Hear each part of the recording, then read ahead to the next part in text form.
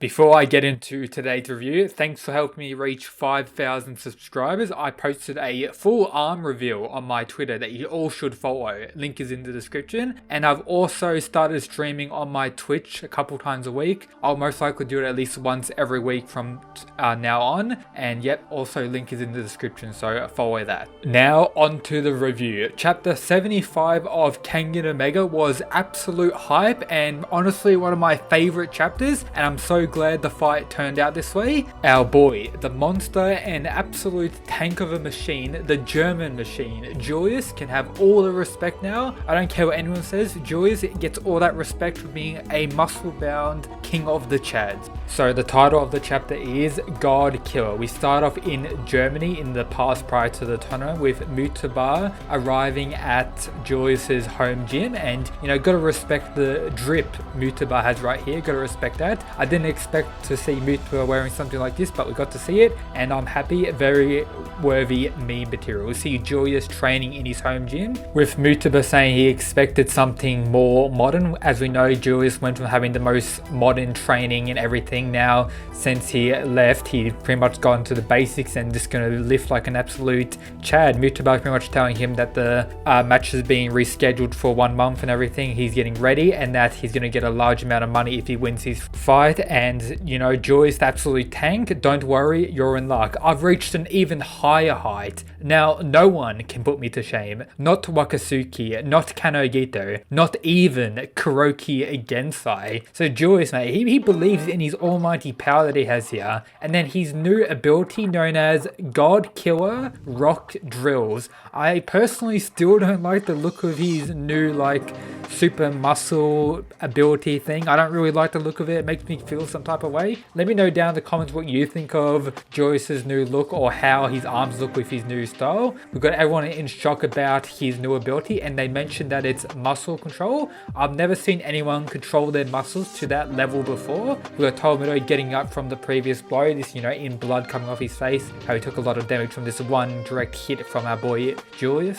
We get information how Julius is able to pull off this muscle control with him being able to relax and pretty much activate all of his muscles independently and all the muscle fibers. And this won't work for any martial artist or any pretty much person that someone needs to give up their whole life for the way of the muscles, such as how Julius has given everything he has into developing his muscles, not caring about anything else, not really worrying about performing any other martial arts or any other abilities. This all into his muscles, all into his strength to become an absolute monster, and the only person who's able to perform this technique with not any random martial artist not being able to train to this level, as Julius has only focused on this and this is what he's gained thanks to his training. Tomoto's pretty much thinking that he's worked out the trick, he's able to counter him here, saying this is nothing. You got the commentators going over how this is the super heavyweight monsters fight keeps turning up the heat, it's getting insane, getting hyped up. We get some inner monologue from Tomoto. It makes no difference how powerful you are.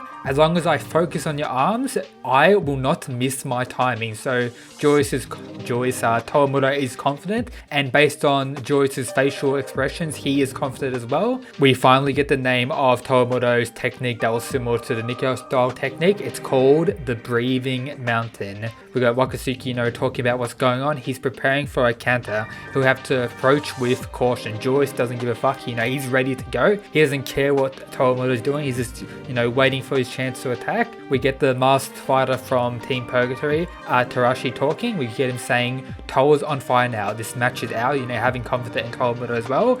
And then we got Lo Long, King, the absolute Chad, has opened his eyes again, Grave importance. When our boy opens his eyes, that is, shit's about to go down. We got the masked guy saying, this isn't good. Lo Long moved. Passivity is the wrong move. Wake up, Tora. So like they have since the first match, they're still hyping up our boy King to be the strongest Purgatory fighter, with now the other masked fighter who I assumed was another top fighter based on other interactions, not really seeing what's going on while Lo Long actually sees the correct move to take, and that is for Tomoto to attack first. We got Tomoto, back to him with, his god complex and all that.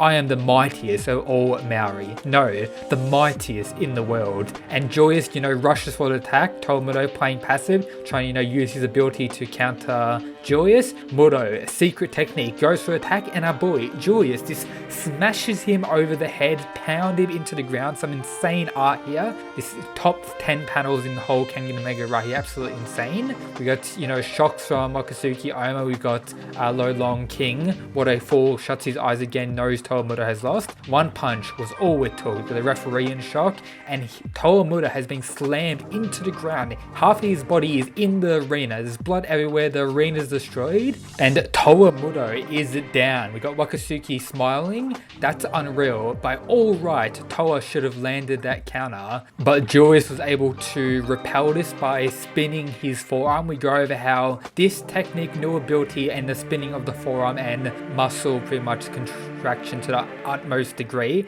is somewhat similar to Wakatsuki's blast core. So, all these theories about Joyous possibly getting a blast core, he kind of did, but it's using similar principles to how Wakatsuki is able to pull off the blast core, but he made it his own thing. So this is his own version of the blast core that uses the same principles, but they're executed differently, and it's pretty much Joyous' own powerful weapon, which is very interesting, and I'm glad they did that instead of, Joyous just copying Wakatsuki's blast core with him having his own thing that's similar to the blast core, but it's not exactly the same, which is very good. Deflecting his opponent's counter with rotational energy was all it took, and Towamudo got absolutely destroyed.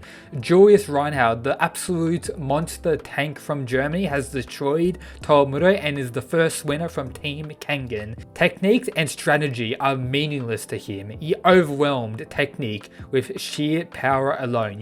Joyous on the Chad leaderboard and the Respect leaderboard has moved up like 10 places because Joyous is peak Chad after that fight. We got him walking back to Team Kengan talking to Oma. That win was totally you. You pulverized his technique in just one hit.